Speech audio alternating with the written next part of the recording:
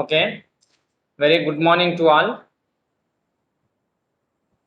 So ఈరోజు మనము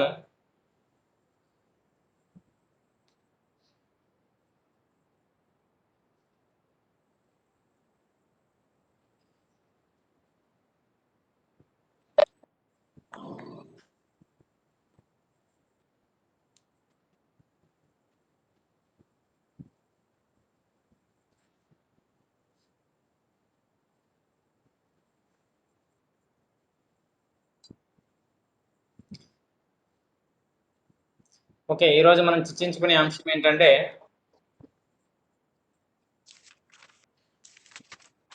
పోటీ చట్టం 2002 భారతదేశంలో పోటీ చట్టం 2002 గురించి ఈరోజు చర్చించుకుందాం. The competition commission act, English ఏమంటుంది అంటే కాంపిటీషన్ కమిషన్ యాక్ట్ అని అంటారు. భారతదేశంలో గుత్తాధిపత్యం ఉన్నటువంటి సంస్థలను క్రమబద్ధీకరించి వినియోగదారులకు రక్షణ కల్పించడానికి ఎంఆర్టిపి యాక్ట్ 1969 ప్రభుత్వం చేయడం జరిగింది. అయితే ఈ చట్టం ద్వారా ప్రభుత్వ పారిశ్రామిక రంగాన్ని కొంతవరకు మాత్రమే అదుపు చేయగలిగింది. అయితే అత్యంత కఠిన నిబంధనలు ఈ చట్టం వలన పారిశ్రామిక రంగము ఎంతో ఒడిదుడుకులకు కొంచెం గురైందని చెప్పవచ్చు. లాభాల కన్నా నష్టాలు ఎక్కువయ్యి ప్రభుత్వము ఈ చట్టం ద్వారా అనుకున్న లక్ష్యాలను సాధించలేకపోయింది. మరి 1991లో తీసుకొచ్చినటువంటి ఆర్థిక సంస్కరణల ఫలితంగా ఈ చట్టం యొక్క ప్రాధాన్యతను మళ్ళీ తగ్గించడం జరిగింది. ఏ చట్టము? 1969 monopolistic restrictive trade practices act. అదేవిధంగా ఇక్కడ సహజంగానే వ్యవస్థలో అభిలషణీయ స్థాయి ఉన్న పెద్ద సంస్థలు పెరుగుదల ఉంటుంది. అభిలషణీయ స్థాయి అంటే ఏంటంటే ఒక పెద్ద సంస్థ 20,000 వస్తువులను ఉత్పత్తి చేయగలదు. ఒక చిన్న సంస్థ దాంతో 100 వస్తువులను ఉత్పత్తి చేసే చిన్న సంస్థ 20,000 వస్తువులు ఉత్పత్తి చేసే సంస్థతో పోటీ పడగలదు. మరి ఇలాంటి సందర్భంలో పెద్ద సంస్థలు మాత్రమే పోటీలో నిలదొక్కుకోగలుగుతాయి. ఇప్పుడు మనము ఈ యొక్క కాంపిటీషన్ యాక్ట్ 2002 యొక్క ముఖ్య ఉద్దేశాలు ఏందో చర్చిద్దాం. మరి పోటీకి వ్యతిరేకంగా ఉన్న ఆచరణను ఆపడానికి ఈ కమిషన్ స్థాపన చేయడం జరిగింది. అంటే ముఖ్యంగా మార్కెట్లో ఎప్పుడైనా సరే పోటీ అనేది అనివార్యం చేయాలనే ఉద్దేశంతో ఈ చట్టాన్ని అందిస్తాము. మరి పోటీ లేకపోతే ఏమవుతుంది సార్? పోటీ లేకపోతే ఏమవుతుందంటే ఏకస్వామ్యం అవుతుంది. ఏకస్వామ్యం అవ్వడం ద్వారా ఆ ఉత్పత్తిదారుడు కానీ ఆ అమ్మకందారుడు కానీ గుత్తాధిపత్యాన్ని కలిగి ఎక్కువ ధరలకు అమ్మడానికి అవకాశం ఉంటుంది, ఎక్కువ లాభాలు ఆర్జించడానికి అవకాశం ఉంటుంది, వినియోగదారులు నష్టపోయే అవకాశం ఉంటుంది ముఖ్యంగా. సో కాబట్టే ఈ గుత్తాధిపత్యాన్ని నిర్మూలించడానికి, నివారించడానికి ఈ యొక్క పోటీ చట్టాన్ని తీసుకురావడం జరిగింది. అర్థమవుతుందిగా. మనం ఈరోజు చర్చించబోయేది ఏంటంటే పోటీ చట్టం యొక్క 2002లో తీసుకొచ్చిన చట్టం యొక్క లక్ష్యాలు ఏంటి అనేది చర్చిస్తున్నాం.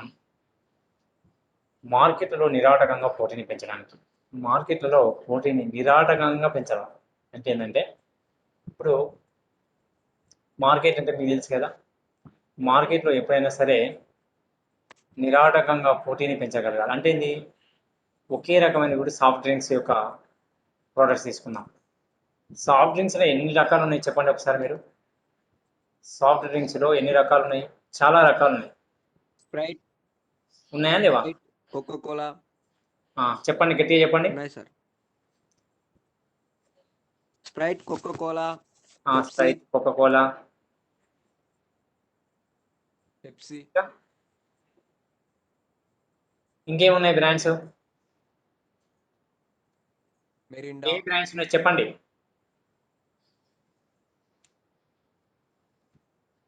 Seven up.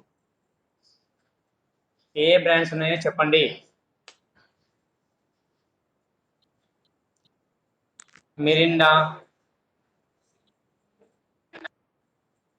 ఇంకా మజా, థమ్స్ అప్, పెప్సీ, 7 అప్.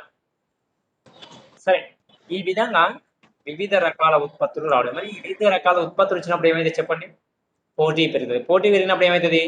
నాణ్యత పెరుగుతది. వస్తువు నాణ్యత పెరుగుతది. అంతేకాకుండా వస్తువుల యొక్క ధరలు కూడా సరసమైన ధరలకు లభించడం జరుగుతుంది. సో, కాబట్టి విద్యార్థిగా ఇక్కడ పోటీ చట్టం యొక్క ముఖ్య ఉద్దేశం ఏంటంటే మార్కెట్‌లో నిరాటకంగా పోటీని పెంచడానికి. నెక్స్ట్ వినియోగదారుల ఆసక్తులను పరిరక్షించడానికి. ఇప్పటిదాకా చెప్పా మీకు. పోటీ చట్టం యొక్క ముఖ్య ఉద్దేశాల్లో ఇంకొక ఉద్దేశం ఏంటంటే వినియోగదారుని ఆసక్తిని పరిరక్షించడానికి. అంటే ఏంటంటే చెప్తా చూడండి. ఇప్పుడు మీరు అపరిచితుడు సినిమా చూసారా ఎవరైనా? అపరిచితుడు. హలో! అపరిచితుడు సినిమా చూసారా? చూసినాం సార్. అపరిచితుడు సినిమాలో బైక్ బ్రేక్ వైరు తెగిపోవడం వల్ల యాక్సిడెంట్ అవుతుంది. యాక్సిడెంట్ అవ్వడం వల్ల ఒక ఫ్యామిలీ మెంబర్లు నష్టపోవడం జరుగుతుంది, మరణించడం జరుగుతుంది, చనిపోతారు. అయితే ఇక్కడ వినియోగదారుని హక్కుల కింద అక్కడ ఉన్నటువంటి ఆ సినిమాలో ఉన్నటువంటి హీరో ఏం చేస్తాడు? కోర్టులో కేసు ఫైల్ చేస్తాడు. అంటే ఆ బ్రేక్ వైరు నకిలీది ఉండడం వలన వినియోగదారునికి నష్టం జరిగింది. ఎందుకంటే బ్రేక్ వేస్తే బ్రేక్ వైర్ తెగిపోయింది కాబట్టి పోయి యాక్సిడెంట్ అయింది. అదేవిధంగా రైల్లో ఉండేటువంటి అన్నం కూడా కల్తీ జరుగుతుంది. అంటే ఆహారాన్ని తయారు చేసేవాడు కల్తీ చేయకూడదు, ఫుడ్ సేఫ్టీ యాక్ట్ ప్రకారం. ఈ విధంగా వినియోగదారుల హక్కులను పరిరక్షించే ఉద్దేశంతో పోటీ చట్టాన్ని తీసుకురావడం జరిగింది. ఎందుకు? ఇప్పుడు ఒక చిన్న ఉదాహరణ చెప్తాను. ఒక వ్యక్తి మాత్రమే ఈ యొక్క బైక్ బ్రేక్ వైర్ తయారు చేసిన అనుకోండి, వాడు ఇచ్చిన ధరకు మనం తీసుకోవాలి. అవసరమైతే వాడు ఏం చేస్తాడు? కొరత సృష్టిస్తాడు. మరి ఇంకొక వ్యక్తి కూడా మనం పర్మిషన్ ఇచ్చినాం అనుకోండి, అప్పుడు అలాంటి వాళ్ళు చాలామంది ఉత్పత్తి చేస్తారు. చేయడమేతో పాటు నాణ్యమైనటువంటి బైక్ బ్రేక్ వైర్ తయారు చేస్తారు. సో అలాంటి సందర్భంలో ఏం జరుగుతుందంటే నాణ్యత పెరుగుతుంది. అంటే వినియోగదారుని ఆసక్తిని మనం ఇక్కడ రక్షించడం జరుగుతుంది. అవసరమైతే వినియోగదారునికి కోర్టు ద్వారా నష్టపరిహారం కూడా చెల్లించడం జరుగుతుంది. తెలుసా మీకు? మనకు 3 ఉంటాయి. ఒకటి competition district consumer commission, state consumer commission, national consumer commission. ఈ 4 దాంట్లో మనము దాని యొక్క విలువను ఆధారంగా కేసు ఫైల్ చేయవచ్చు, నష్టపరిహారాన్ని కూడా పొందవచ్చు. నెక్స్ట్, భారతదేశంలో వర్తక వ్యాపారాల్లో పాల్గొనే వారికి ఎక్కువ స్వేచ్ఛను కల్పించేందుకు కృషి చేయడానికి. ఇంకో విషయం ఏంటంటే ఎవరైతే ముందుకొచ్చి మేము కష్టపడి వ్యాపారం చేస్తాం, మేము చట్టం పరిధిలో లాభాలను సంపాదించుకుంటాం అన్నప్పుడు ఆరోగ్యకరమైనటువంటి పోటీ ఉంటుంది దేశంలో. అంతేగాని ఒక అనిల్ అంబానీ మాత్రమే ఒక వ్యాపారస్తుడు జియో టవర్ను ఇస్తున్నాడు అనుకోండి, మనకి ఎయిర్టెల్ లేకుండా ఇంకా వేరే ఏమైనా ఐడియా లేకుండా ఒకటే ఉన్నది అనుకోండి, అప్పుడు బిఎస్ఎన్ఎల్ లేకుండా అప్పుడు ఏమవుతుంది? గుత్తాధిపత్యం అవుతుంది. మరి గుత్తాధిపత్యం కావడం ద్వారా వినియోగదారులు మోసపోయే అవకాశం ఎక్కువగా ఉంటుంది, వినియోగదారులు నష్టపోయే అవకాశం ఎక్కువ. నెక్స్ట్, ఇక్కడ పోటీ కమిషన్ ఏర్పరిచి పోటీకి విరుద్ధంగా ఉన్న ఒప్పందాలను నిషేధించడం. అంటే ఇప్పుడు ఒక్కోసారి మీకు తెలుసా, వీళ్ళు ఏం చేస్తారంటే టైఅప్ అవుతారు. నన్ను టైఅప్ అంటే ఏంటిది? నీవు రేటు పెంచు, నేను రేటు పెంచుతా. అట్లా టైఅప్ కాకుండా కూడా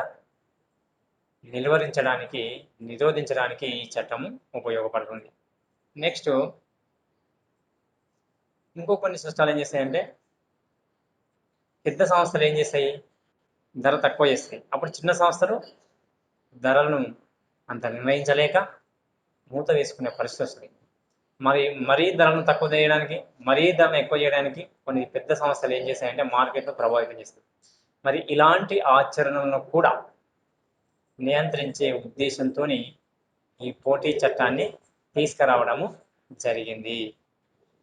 అలాగే సమ్మేళనాలను క్రమబద్ధీకరించడం అంటే ఏంటంటే కొంతమంది సిండికేట్ అవుతారు. మన మార్కెట్లో మీరు ఒక్కోసారి చూడండి, ఉల్లిపాయల ధర ఉన్నటువంటి పెరుగుతుంది. ఎందుకు ఎదుగుతారా బాబోనా? ఎందుకు ఎదుగుతుందంటే వీళ్ళంతా గోడౌన్లో స్టాక్ ఉంటుంది కానీ మార్కెట్లోకి పంపించారు.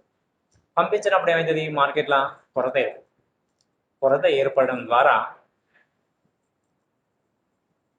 ధర పెరుగుతుంది. ధర పెరగడం ద్వారా వినియోగదారులు ఎక్కువ ధర చెల్లించి లేకపోతే పూర్తిగా దొరక్క ఇబ్బందులకు గురి అయ్యే అవకాశం ఉంటుంది.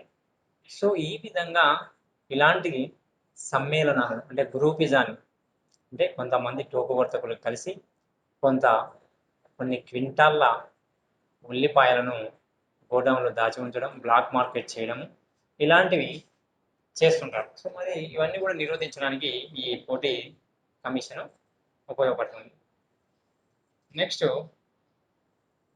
ముఖ్యంగా ఉత్పత్తి, సరఫరా, పంపిణీ అనే అంశాలను నియంత్రణ చేయడానికి ఈ పోటీ కమిషన్ బాగా ఉపయోగపడుతుంది.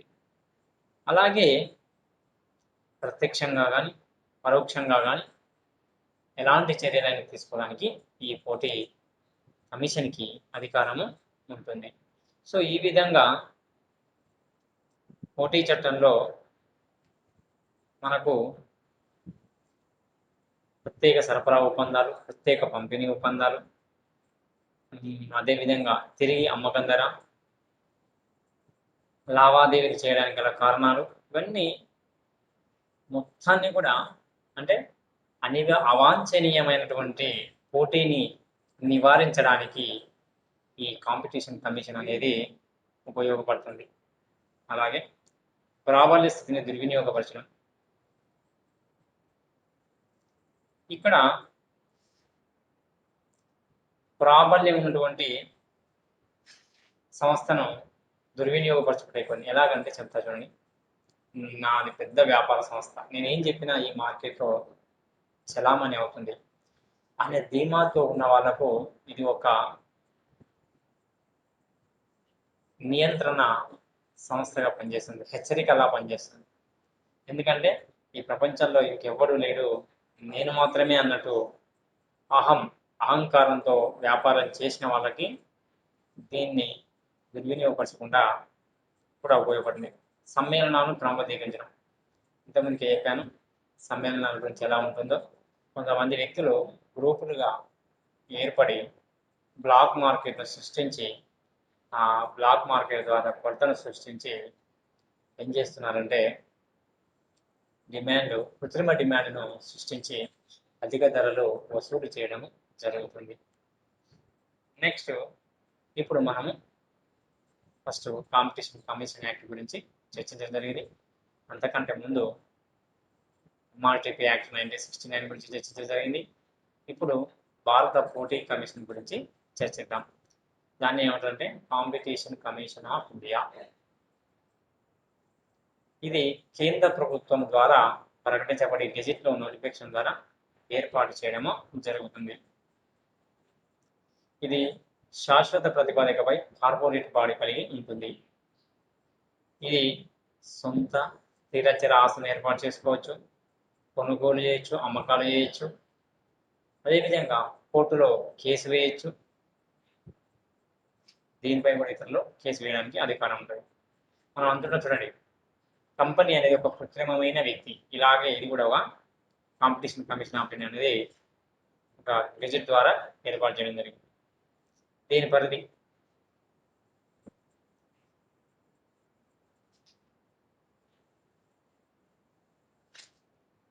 అదేవిధంగా దీని యొక్క విధులు.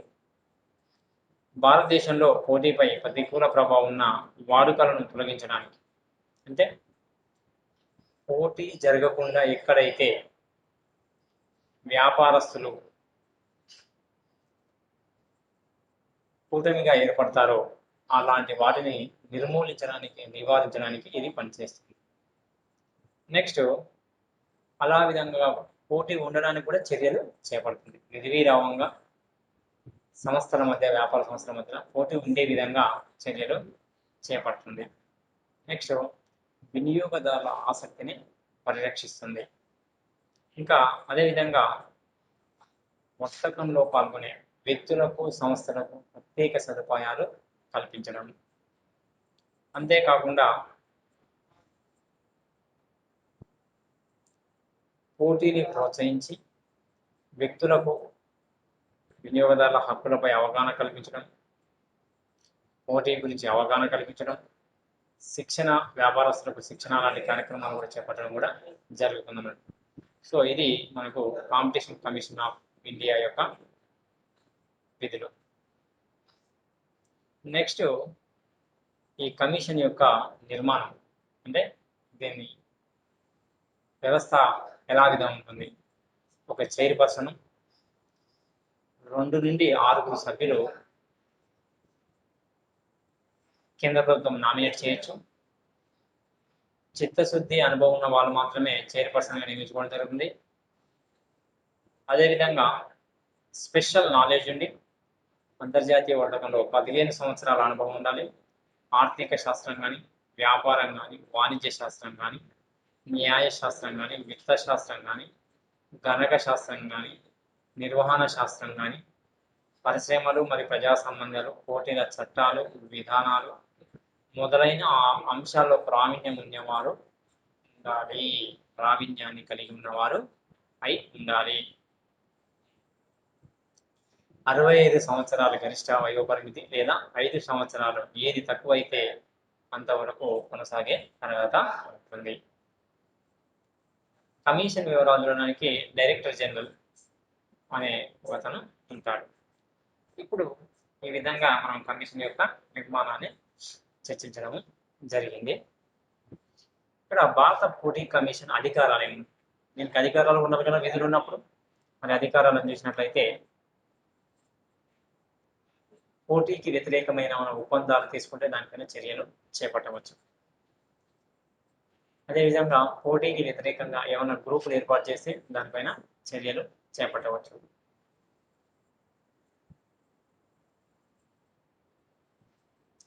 అదేవిధంగా ఒక చిన్న సంస్థను వేరే సంస్థకు కలిసి వ్యాపారం చేసుకోవడం అనేది, లేకపోతే న్యాయపరంగా చేయాలా వ్యాపారం అనేసి కూడా ఇది ఆదేశించే అధికారాన్ని కలిగి ఉంటుంది.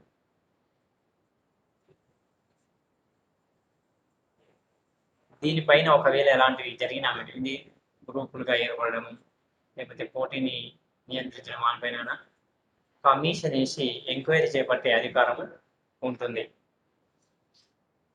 అదేవిధంగా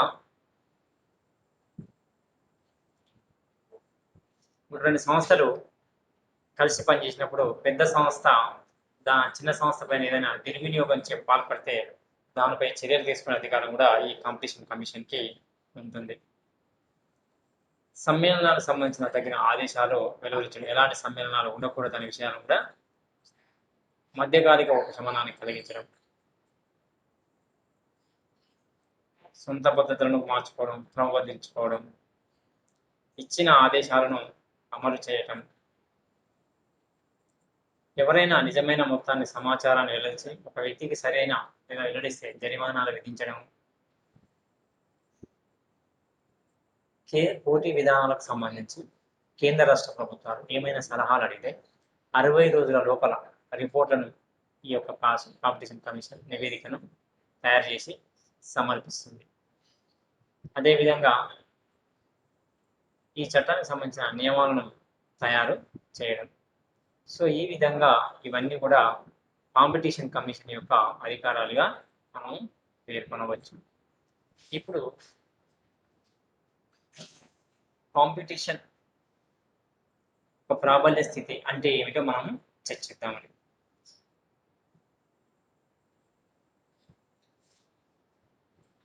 భారతదేశంలోని మార్కెట్లలో ఒక సంస్థ అనుభవించే స్థానాన్ని మనము ప్రాబల్య స్థితి అని అంటాం. కొనసాగుతున్న సంబంధిత మార్కెట్లో ఆ సంస్థ పోటీ శక్తిని స్వతంత్రంగా నిర్వహించుకోగలగడం, పోటీదారులను వినియోగదారులను సంబంధిత మార్కెట్ను ఆ స్థితి వల్ల తమదైన వైపు తప్పుకోగలడం. సో ఇదంతా కూడా పోటీ చట్టం 2002 ప్రాబల్య స్థితి అంటే మనం చెప్పవచ్చు. ఇంకా పోటీ చట్టం 2002 కింద ప్రాబల్య స్థితి దుర్వినియోగం అంటే ఏమిటి అనేది మనం ఇప్పుడు చర్చిద్దామండి. ప్రత్యక్షంగా పరోక్షంగానే అనుచిత లేదా పక్షపాత వస్తువుల కొనుగోలు అమ్మకంలో షరతులు విధించడం, వస్తు సేవల అమ్మకము లేదా కొనుగోలులో ధరను నిర్ణయించడం, వస్తుత్పత్తి సేవల ఏర్పాటులో మార్కెట్లోని పరిమితి చేయడం, మార్కెట్లోని ప్రవేశం నిర్వహించి ఏ విధమైన చర్యలకైనా పాల్పడినప్పుడు, సంబంధిత కాంట్రాక్ట్లోనికి ప్రవేశించినప్పుడు ఇతర పార్టీలు చేయడం, సంబంధించిన ఇంకొక మార్కెట్లో ప్రవేశించడానికి రక్షణ కల్పించడానికి ఇంకొక మార్కెట్లోని ప్రాబల్య స్థితిని ఉపయోగించుకోవచ్చు, సమూహాల ఆధిక్య స్థితి కిందకు వస్తుంది. ఇవన్నీ కూడా దుర్వినియోగపడ్డది ఏంటంటే సమూహాలను ప్రోత్సహించకూడదు. అదేవిధంగా పోటీ లేకుండా చేయకూడదు. పోటీ చట్టం యొక్క ఉద్దేశం ఏంటిది? పోటీ ఉండేటట్టు చేయాలి. పోటీ ఉండేటట్టు చేయడం వల్ల ఏమవుతుందంటే వస్తువులు సరసమైన ధరలకు లభిస్తాయి. ఆరోగ్యకరమైన పోటీ ఉండడం వల్ల అందరూ సరైన ధరలకు మాత్రమే మార్కెట్లో ప్రవేశపెడతారు. అయితే ప్రాబల్య స్థితిని పోటీ చట్టం 2002 ఎలా నిర్ణయిస్తారు? మార్కెట్లో ప్రాబల్య స్థితిని నిర్ణయించే అంశాలు: సంస్థ యొక్క మార్కెట్ వాటాను, సంస్థ యొక్క పరిమాణం, పోటీదారుల యొక్క పరిమాణం, ప్రాముఖ్యతను బట్టి దాని ప్రాబల్య స్థితిని నిర్ణయించడం జరుగుతుంది. ఈ విధంగా మనం ఈరోజు ఈ యొక్క పోటీ చట్టం గురించి చెప్పుకుంటున్నాం. అంతేకాకుండా పోటీదారుల మీద వాణిజ్య ఆధిపత్యము వాటి సంస్థ యొక్క ఆర్థిక బలం, సంస్థ యొక్క నిలువుగా ఉన్న ఏకీకరణ, చట్టం ద్వారా లేదా ప్రభుత్వ కంపెనీ ద్వారా సంస్థ కావడం వలన సరితూగేటట్టు చేసే కొనుగోలు శక్తి, మార్కెట్ వ్యవస్థ, మార్కెట్ పరిమాణం, సామాజిక బాధ్యతలు, సామాజిక వ్యయాలు, పోటీ మీద వ్యతిరేక ప్రభావం కలిగిన మార్కెట్ ఆధిక్యంలో సంస్థ ఆర్థిక అధికరించిన తోడ్పాటు. సో ఈ విధంగా పోటీ చట్టం గురించి మనము ఇప్పుడు పోటీ కమిషన్ ఏ తరహా చర్యలు చేపడుతుందో చర్చిద్దామని. భారత పోటీ కమిషన్ ఆదేశాలు: ప్రాబల్య స్థితిని దుర్వినియోగం చేయవద్దని ఆదేశాలు. ప్రాబల్య స్థితిని అంటే ఇంతకుముందుగా చెప్పాను మీకు, ఒక సంస్థకు మంచి పేరు ప్రఖ్యాతులు ఉంటాయి. ఎలాగో పేరు ప్రఖ్యాతులు ఉన్నాయనేసి తన వస్తువులను ఉత్పత్తి చేసి అమ్ముకోవడానికి వేరే సంస్థలు టైఅప్ కావడం, సమూహాలు ఏర్పాటు చేయడం, మార్కెట్లో బ్లాక్ మార్కెట్ చేయడం, ఇవన్నీ కూడా చేయొద్దని కూడా ఆదేశాలు ఇస్తుంది. ఏది? ఈ పోటీ కమిషన్ అనేది.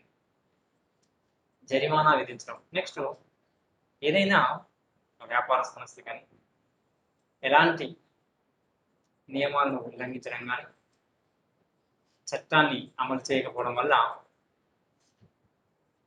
పరిణామంగా ఫలితంగా ఈ యొక్క పోటీ కమిషన్ ఏం చేస్తుందంటే జరిమానాలను విధిస్తుంది, ఆదేశాలు జారీ.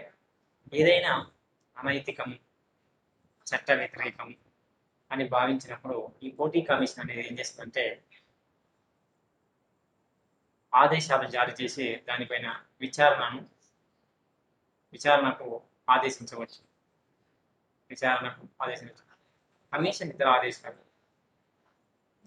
కమిషన్ ఇతర ఆదేశాలను కూడా జారీ చేయవచ్చు. సమూహంలోని సభ్యులకు వ్యతిరేకంగా ఆదేశాలు. ఎందుకంటే ఒక సమూహంలో ఉన్నటువంటి సమూహం కావడమే ఈ పోటీ కమిషన్ చట్టానికి వ్యతిరేకం. మరి సమూహంలోని సభ్యులకు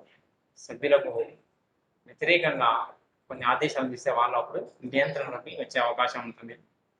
నెక్స్ట్, ప్రాబల్య స్థితి అనుభవిస్తున్న సంస్థను విభజించడం అంటే ఏంటంటే, ఇప్పుడు ఒక సంస్థ బాగా డామినెంట్ రోల్ ప్లే చేస్తుంది. దాన్ని ఏం చేశారు? Divide and rule. బ్రిటిష్ వాళ్ళు ఏం చేశారు? ఇండియాలో విభజించి పాలించు కదా. సో ఇక్కడ కూడా ఈ కాంపిటీషన్ కమిషన్ అనేది ఏం చేస్తుంటే అక్కడ ఉన్నటువంటి వ్యాపార సంస్థలను విభజించి వ్యాపారాన్ని నిర్వహించే విధంగా ఆదేశాలను జారీ చేస్తుంది. సో ఈ విధంగా ఇలాంటి చర్యలను కాంపిటీషన్ కమిషన్ అనేది చేపడుతుంది. సో మనం ఈరోజు పోటీ చట్టం 2002 నుంచి 1969 ఎంఆర్టీపీ యాక్ట్ నుంచి, అదేవిధంగా కాంపిటీషన్ కమిషన్ ఆఫ్ ఇండియా యొక్క విధులు, కాంపిటీషన్ కమిషన్ యొక్క అధికారాలు, కాంపిటీషన్ కమిషన్ ఆఫ్ ఇండియా యొక్క తీసుకున్న చర్యల గురించి ఈరోజు చర్చించడం జరిగింది. ఇప్పుడు ఎవరికైనా ఏమైనా డౌట్స్ ఉంటే మీరు అడగవచ్చు.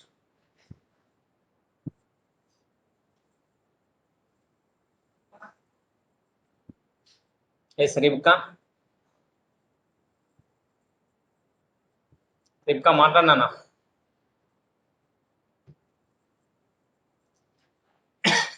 Sir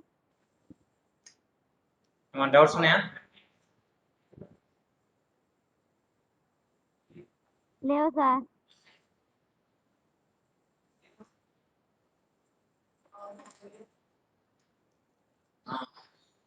next Subrahmanyam.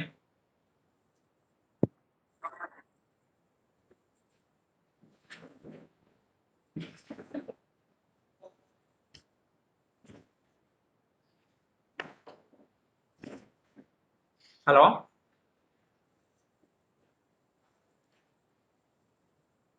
Next Subrahmanyam.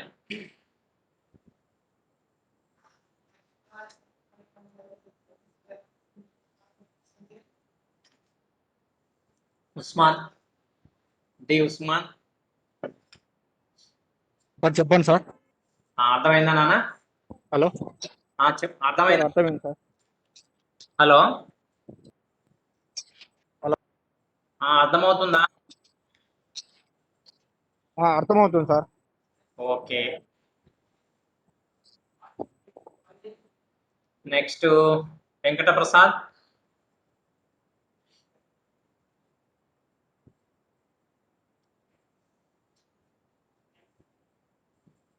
Venkata Prasad.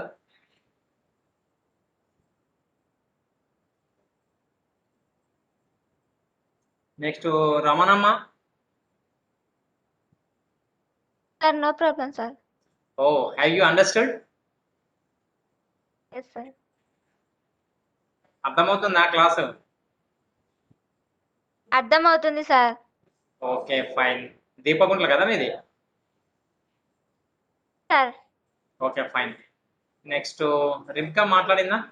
రిబ్కా respond. Next Manish Naik.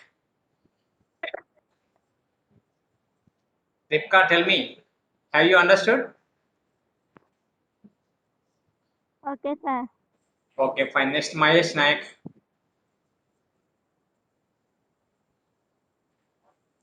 Yes mister Mahesh Naik.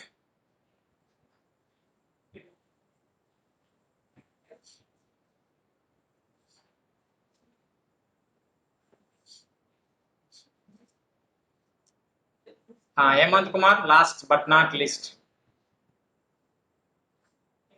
Okay sir, no doubt. No doubt. ఒకసారి అర్థమైంది సార్. హేమంత్, సార్ నువ్వేం చేస్తావంటే నీట్గా ఈరోజు చెప్పిన టాపిక్ క్వశ్చన్ లాగా చదవకు. టాపిక్ తర్వాత సైడ్ పాయింట్స్ మొత్తం ఒకసారి చెప్పు, మేమందరం వింటాం. ఒకసారి నీకు చూసి ఓకే సార్. నిదానంగా చెప్పు. పోటీ చట్టం 2002 ముఖ్యోద్దేశాలు సార్.